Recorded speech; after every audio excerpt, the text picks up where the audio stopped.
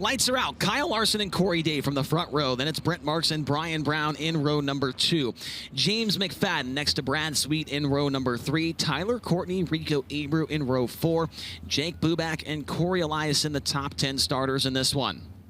Lakeside Speedway, we got them racked, we got them stacked, and we've got the grandstands packed. Let's go racing off at turn number 4. We are green. Into turn number 1, they were 3 wide for a moment for the second spot. Brent Marks, Brian Brown, and Corey Day. Corey Day, big run down the back straightaway. Trying to look at the race lead here. He's going to slide up across the racetrack and take it away from Kyle Larson. Leading lap number 1, it's the young gun, Corey Day, on lap number 1. Kyle Larson back to the inside into turns 1 and 2, but Corey Day's got the top spot down the back straightaway. Corey Day, last night, 13th place in the feature. Definitely struggled, but tonight, you wouldn't believe it, as he shows the way on lap number 2 in a 50,000 win race here at Lakeside Speedway. Larson is second, Marks is third. He's challenged down low by Brad Sweet, then Brian Brown rounds out the top 5. Brad Sweet underneath the Brent Marks, throws a slider at him for the third spot, move the big cat up to P3. Sweet's up to third, trying to go back-to-back with Kubota Highlander Racing. Corey Day with a 6-car length lead over Kyle Larson as they roll into turns 3 and 4. Sweet likes the slider line as he's trying to track down the top 2. Now Marks right in his back pocket down the front straightaway, trying to get back in the mix here. Brent Marks trying to win his first Highlander Racing event of 2024. This would be a big one to do it at. Corey Day finding a home right around the top side of the racetrack here. Kyle Larson sticking with him. 5-car lengths separate the top 2 as they work back into turns 1 and 2. Brad Sweet's trying to get up there as well. Lap traffic not too far upstream here for Corey Day. The first car he will encounter is Joe B. Miller. After that, they are 3 wide for about the 21st position. Parker Price, Miller, Tanner Thorson, and Chris Windom. Hopefully they will sort that out before your leader gets there. Day may have scraped the wall that time by on the back straightaway. Here comes Brad Sweet.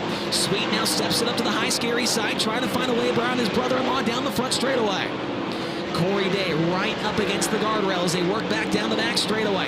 Kyle Larson, Brad Sweet, top 3 have broken away now from the 4th place car. Brent Marks and a huge gap back to the 21 of Brian Brown. Corey Day now to the back of the field, trying to find a way around the outside of the 51B of Joe B. Miller. Day will maybe make the pass this time by on the back stretch. No, he does not. He'll have to wait one more corner to get by the Lewis Trucking 51B. There goes Brad Sweet with a slider on Kyle Larson. Brad Sweet's up to second, trying to use the 51B as a pick right there, and it worked out for him. Brad Sweet now to second and tracking down Corey Day. Kyle Larson not done yet. Right back to the left rear tire of Brad Sweet down the back straightaway. Sweet knew that was coming, tried to block it, but Larson went there anyways. He runs the middle. Corey Day cannot get by the 9P of Parker Price Miller. Corey Day around the outside into turn number 1. So many cars right in front of the 14 cars that roll down the back straightaway. Corey Day trying to find a way through the lap cars. Here comes Brad Sweet running the bottom. He's got a lap car right in front of him. Makes a mistake. Kyle Larson back around him for second. Larson has the second spot in hand as they work back into 1 and 2. Corey Day's made it by PPM. Now working on Ayrton Gennetten. A little bit of a mistake right there off of 2 for Corey Day. Larson now hits the deck in turns 3 and 4, runs the bottom. You can tell he hit it nice right there. Cranked the wheels back to the left, and he was in the moisture off of turn number 4 that time by. Corey Day, 3-car length lead now over Young Money. Larson, so much praise for this kid, and they are going at it for 50K. Larson tried to shut the door. Corey Day snuck right through there and keeps the race lead. Now Larson runs the bottom. He's got the lead down the back straightaway. Kyle Larson to the top spot, but Corey Day right back underneath him into 3 and 4. Day hits a rut right there, picks up the front wheels, and loses touch with the Silver Motorsports 57. Kyle Larson still showing the way, but now here comes Brad Sweet. Sweet to the outside of Corey Day. He's got P2 down the backstretch. Brad Sweet now up into the second spot. Day slips to third. Brent Marks is fourth, and now James McFadden is coming to call. Here comes James McFadden. He's up to fifth and tracking down Brent Marks and Corey Day. McFadden, the former World of Outlaws winner here back in 2022, knows his way around Lakeside Speedway. Larson around the outside of Zeb Wise and Chris Windom. He has now put 2 lap cars between himself and Brad Sweet. Sweet now trying to find a way around the outside of Chris Windom. He makes the pass off of turn number 2. Larson just got pinched into the wall in the backstretch by Tanner Thorson. Thorson did not know the leader was coming, and that held up the progress for your race leader, Kyle Larson. Larson nearly hits the wall in turn number 1, picks up the front wheels, and Brad Sweet's right back in the mix again. James McFadden is up to 4th. McFadden is got by the 19 of Brent Marks. And now Brad Sweet takes the lead. Larson and Sweet nearly got together off of turn number 4. Brad Sweet back to the race lead, and he pulls away quickly from the 57 of Larson. Brad Sweet made the pass that time by off of turn number 4, but still traffic to deal with. Tanner Thorson and Sam Hafertepe Jr. side by side right in front of him. You know Kyle Larson is not going to give up easy in this one. Sweet makes his way by Hafertepe. Larson gets blocked as Hafertepe went to the infield right in front of him. Might have a caution here as Hafertepe is off the pace. We stay green for now. Sweet now makes it by the 88 car of Tanner Thorson. Puts him to the wayside. Now Thorson, the next car, they'll try and get by him is Larson. James McFadden now rolling in on the 14 car. Corey Day caution flag is out. We got one stopped at the top of the racetrack in 3 and 4.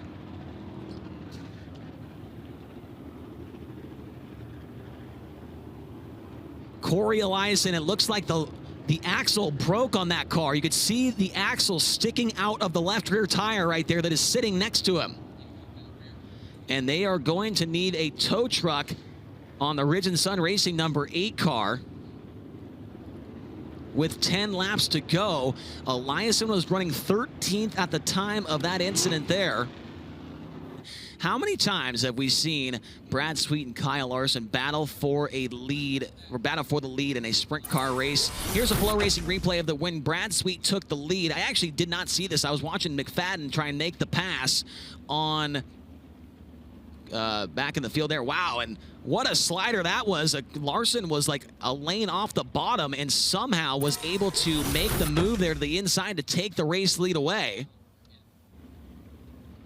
All right, going green next time by, Tony. Chase, all I was going to say was Brad Sweet talked about 5 laps longer. Yeah, a lot more money on the line.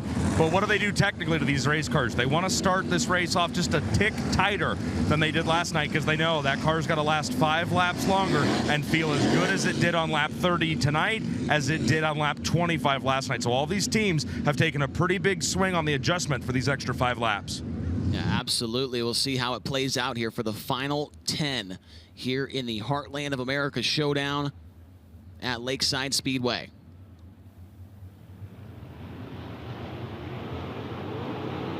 Green flag back out. Sweet goes to the middle in turn number 1. Larson straight to the outside of the racetrack. Gets a little bit of a run, but not one that's good enough to make a move on Brad Sweet into turn number 1 or turn number 3 and 4. Here comes James McFadden trying to work to the outside of Corey Day for the 3rd spot. Not able to make the pass on McFadden quite yet. Larson is going to stick that 57 car back to the outside of the racetrack and try and track down his brother-in-law for a big payday here tonight. Sweet switches lines. He goes to the top in 3 and 4. Larson runs the diamond line, and it's going to work for him. Might see a slider. Oh, boy, that was close right there into turn number 1. Thought Larson was going to fire a slider right there, and Brad Sweet looked like he had a rearview mirror installed right there. Turned down in front of him. Larson, big move for the lead to turns 3 and 4. Larson takes the top spot. Sweet back to the inside. 7 laps to go at Lakeside Speedway. Brad Sweet and Co. upside down in turn number 4. Red flag for Spencer Bayston in car number 5. The red flag comes out, car on its side. The CJB Motorsports entry of Spencer Bayston.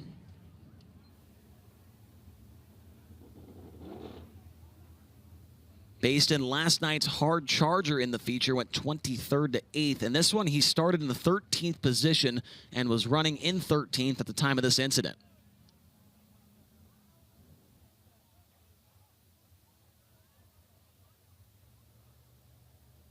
Spencer Bayston adding a new sponsor this weekend on that number 5 car, philpools.com. It's on the bottom side of the wing. Looking back, if you were driving behind him, you would see it underneath his wing. MedStar and High Limit Racing officials on the scene there to make sure that he's okay. Spencer still sitting in the car with the helmet on. We'll see if he takes a trip over to the work area. Tony Laporte, I believe you might be close to the scene over there. Are you seeing anything? Chase, I see one messed up race car. The front wing almost completely knocked off. The top wing completely crumpled. They put down a little bit of foam here, the MedStar guys did, because there's got to be a puncture in the tail tank of this True Timber Camo number 5. JB Motorsports for Spencer Bayston. Smoke rising from the firewall of that car. But Spencer himself inside that car must feel like they can get whatever's wrong with it fixed. He did not get out of the car. He did not get a very good look at it. They're going to take it up here to the work area. We're going to follow him. But Spencer wants to give it every chance they can at getting this thing back out on track. It's pretty beat up right now. Yeah, we'll see if they can make the repairs. Obviously going to need a new top wing on that car. And then obviously you mentioned the nose wing, and it looks like the left front is cambered in a little bit there. It's not going to work out for him. I don't think that's going to be able to drive very well. So we got a replay here on Flow Racing. We'll see what happened to Spencer Bayston. And, we made some contact there with Ryan Timms and did a little backflip somersault there and landed on his side. Almost stuck the landing there for Spencer Bayston. Unfortunately, he did not, and it looks like I'm going to say that might be a little bit too much. I mean, they got time. It's a red flag, Tony. They got plenty of time to try and make those repairs. They're backing them in right now, but we are beyond the halfway point, so no guaranteed time down there, so they'd have to work really quickly. So drivers inside the top 5 right now that need a win or are looking for their first win of the year. James McFadden in car number 83, the 19 of Brent Marks. Both of those drivers, full-time high rollers, have yet to visit victory lane so far in 2024. However, he's been in the top 10 in every single race so far this year. Him and Brad Sweet, the only ones that can say that. Yeah, Brent Marks has been, to quote Brad Sweet, on the most recent episode of the High Limit Room, the podcast, Chase, that you filled in and hosted for Dylan Welch last week or 2 weeks ago. Brad Sweet said, Brent's been sneaky and quiet good, but he is still there every night. He could be a threat here coming to the green. HendrickCars.com pace truck pulls into the infield. We're ready to go back to green flag. 7 laps to go. Does Kyle Larson have anything left in the tank here to challenge his brother-in-law, Brad Sweet, as we go back to the green flag? Where does Sweet go into turn 1? Goes to the top. That puts Larson to the inside of the racetrack. Pulls up alongside, but Sweet has momentum to maintain the top spot. Car into the wall in turn number 2. That was Brian Brown. He falls to the tail end of the field. We will stay green. Back behind the top 3. We got some movement here as Justin Peck went by Brent Marks for a moment. Now James McFadden slides in front of Corey Day. He's got 3rd for a moment. McFadden had 3rd. Corey Day back by him down the back straightaway. Justin Peck and James McFadden both feeling froggy here late in the stage of this one. 5 to go. That time by for Brad Sweet. And Sweet's extended the lead by quite a margin over Kyle Larson. The last time by Corey Day. Now trying to find his way by the number 57 cars. They work back into turns 3 and 4.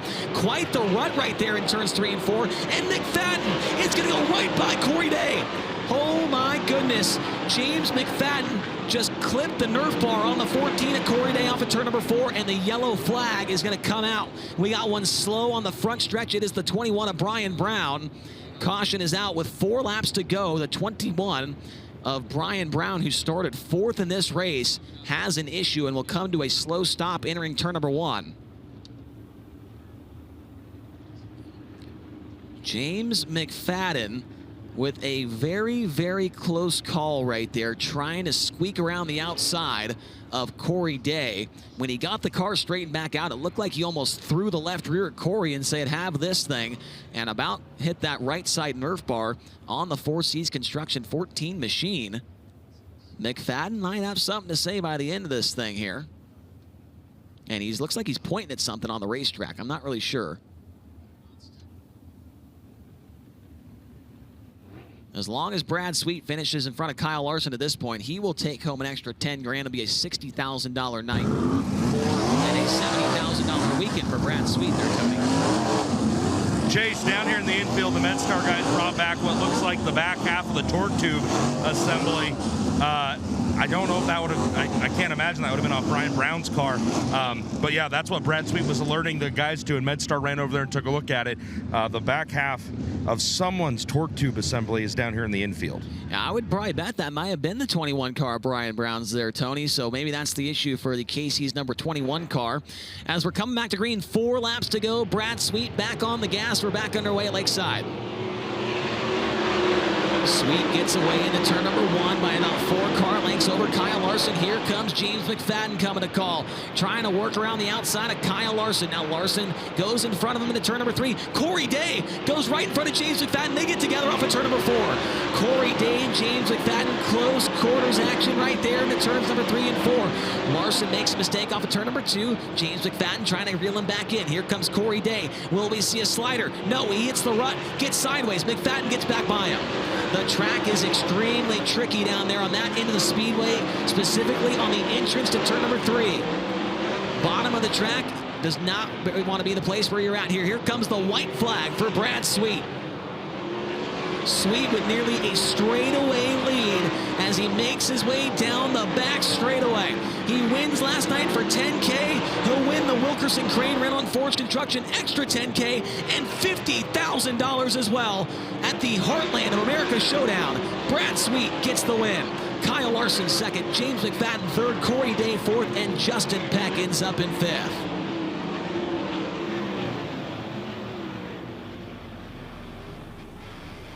So Brad Sweet makes it a $70,000 weekend with the win here at the Heartland of America Showdown. Kyle Larson finishes in second, James McFadden third, Corey Day, Justin Peck the top five, Brent Marks, Rico Abreu, Tyler Courtney, Casey Kahne, and a good run for Ryan Timms. He ends up inside the top 10. Jacob Allen, Hunter Schuerenberg from the B main finishes 12th, Jake Bubak 13th, Tanner Thorson 14th, Chris Windom 15th, Blake Hahn, Zeb Wise, Parker Price Miller, Joe B. Miller, Ayrton Gennetten in the top 20. And then behind those guys, got Brian Brown, Spencer Bayston, Corey Eliason, and Sam Hafertepe Jr. How about it, race fans? The winner of the Heartland of America Showdown, it's Brad Sweet. 2 nights in a row, the big cat comes out and gets the win here at Lakeside Speedway. One of his best tracks in his career. Couple outlaw wins, so many top 10s here, as well as top 5s in laps led. He adds 2 more to his resume here tonight. He'll step around the front of the race car, $70,000 richer, and he's going to talk to Tony Laporta. Whiskey Myers Victory Lane is where we seem to find Brad Sweet more and more these days. Brad, that racetrack got pretty physical as those 30 laps waged on. What was it like out there fighting for $50,000? Young money doesn't ever make it easy, I can tell you that. I had a great race car. I knew we were going to be in the hunt after last night, just with how good we got the car. We didn't change a thing. We made a couple slight adjustments, but man, the track's tricky. It gets rough and technical, and the lines were changing. And I thought I had a pretty good line going. Then he slid me, and I figured he was just making speed, momentum. Which it's kind of how this place is sometimes, especially after a restart. You can really get up and get your speed built up. But that diamond line hasn't been something that's typically here at Lakeside, so it's kind of a new line. We find it every now and then in 1 and 2, but 3 and 4 even, you could really diamond it and hit some grip and just carry a lot more speed around the whole racetrack. So luckily I found that. Luckily, maybe the red helped a little for me there just to kind of find that line, but I knew I was going to have to move around and it was going to be good. But hats off to my guys. $50,000 is pretty cool. That's what we want to do this year. So we want to, with this high limit racing series, it's all about bigger paying races and bigger events for the fans and bigger events for the race teams. So here we are, $50,000 richer, and two wins in 2 nights. I'll take it. $50,000 richer plus the $10,000 from our friends at Forge Construction and Wilkerson Crane for being the high point earner between Red Dirt Raceway and the 2 nights here. You and Kyle and Corey Day had a phenomenal battle, but you were honest with me this afternoon in the pits. You said when money is on the line, it's not just a normal race. Things feel different. Does it feel different to stand in victory lane with that big check next to you? Oh, heck yeah, $50,000. I mean, as a sprint car racer, I remember years ago, there was only one $50,000 to win race, and then the Knoxville Nationals. It used to only be the Kings Royal, and it was a really big deal. And that's only 6-8 years removed. Now we have all these 6-figure paydays, but $50,000 to a sprint car racer is a lot of money. And so we can't thank the fans for coming out and supporting and making it possible. Shane Stewart and his family for promoting the event with us, and just I don't know, really really excited. I want to say hi to my wife and daughter. I wish you guys were here with me to celebrate. But I'll be home in the morning, so just really excited. The extra $10,000, I got to thank Wilkerson Crane for that. So $70,000 weekend for the 49 Napa car, we'll take it. Not too bad, and we have that angel donor who carried over from their participation in the All-Star Circuit of Champions, pledging $1,000 every night that a high roller wins. So, as a high roller, where are you sending that $1,000 tonight? I'm going to send that $1,000, and I'm going to match that $1,000 every time I win. So I'm going to send it to Shriners Hospital.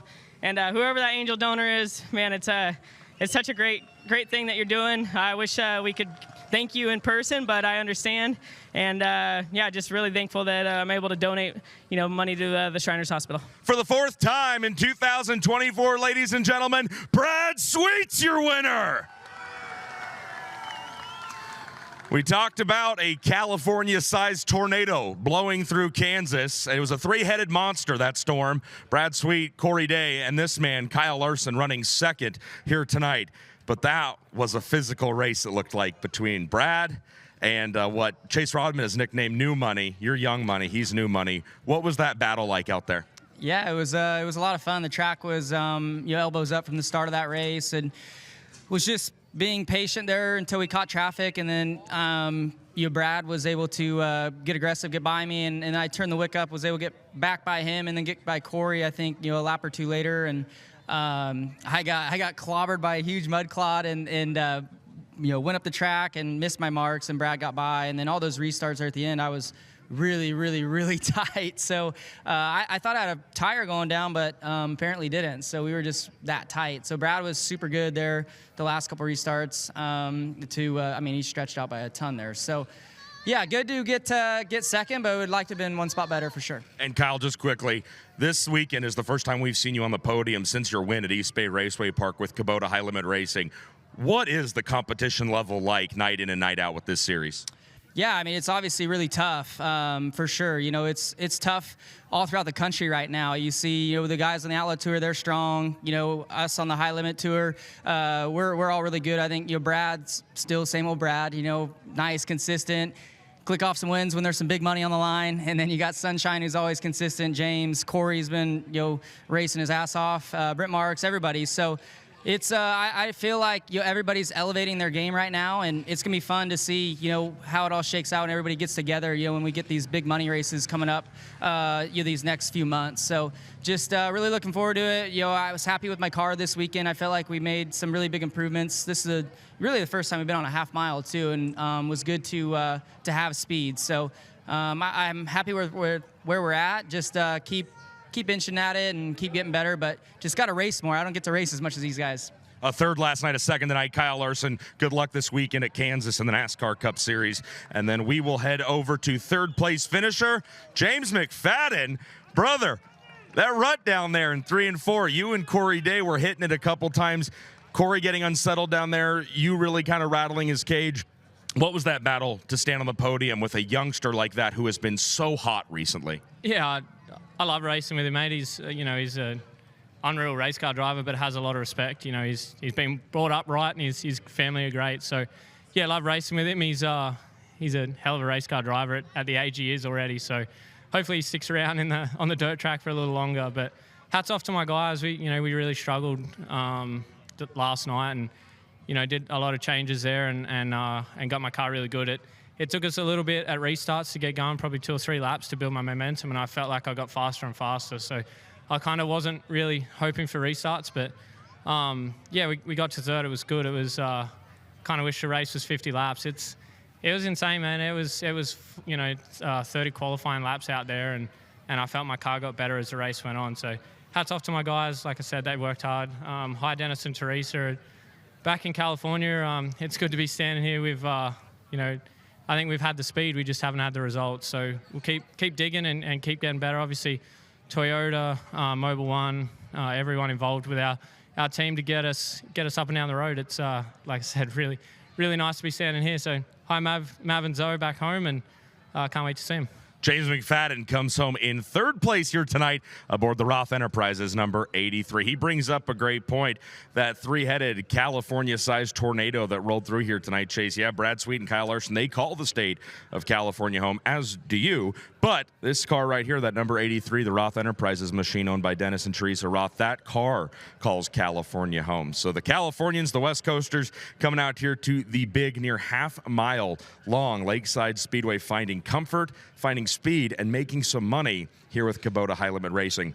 A great night, a lot of fun, but it's not over yet. May is going to continue to be a very busy month for Kubota High Limit Racing. 34 Raceway, Tri-Cities, and then we head home to Indiana, Kokomo Speedway, all coming up in the very near future. Of course, you can watch all of that live on Flow Racing, but from a weekend's forecast that did not look like we would go racing, Lakeside Speedway, Shane Stewart, and the track crew with Kubota High Limit Racing pulled off a barn burner of a weekend, if I do say so myself. So, Chase, we got to get tearing down over here. I got a long 7.5, 8-hour drive back to Indianapolis tonight, so I'll let you get started on the banners on the other side. But, man, what a great race this weekend. $50,000 here on a Saturday night in Kansas City. Absolutely fantastic stuff from the drivers with Kubota High Limit Racing. We've had, I think this was the 12th race of the season, and I think every one of them except for one has had a change for the lead at some point in time. So fantastic stuff from the drivers all season long. Here's a good replay, a recap of what we saw here tonight.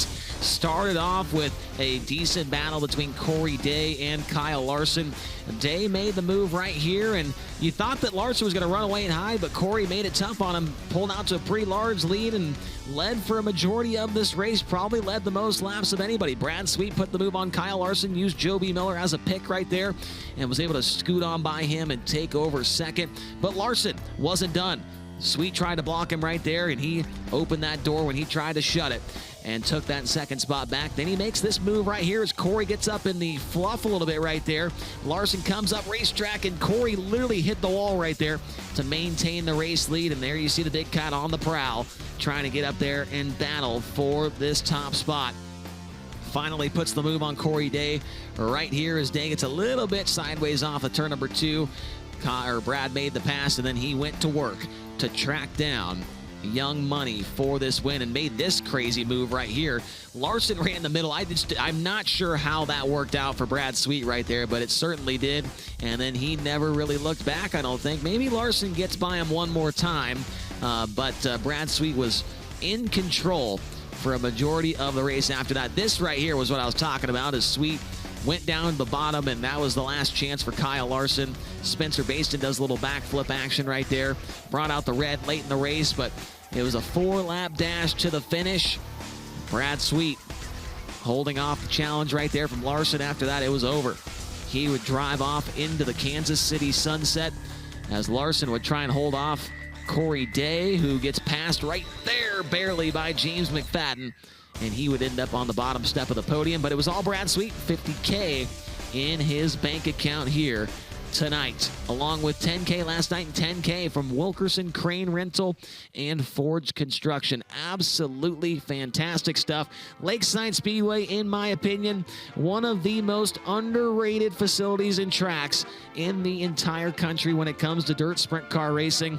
They did a great job prepping this racetrack after 6 inches of rain throughout the week.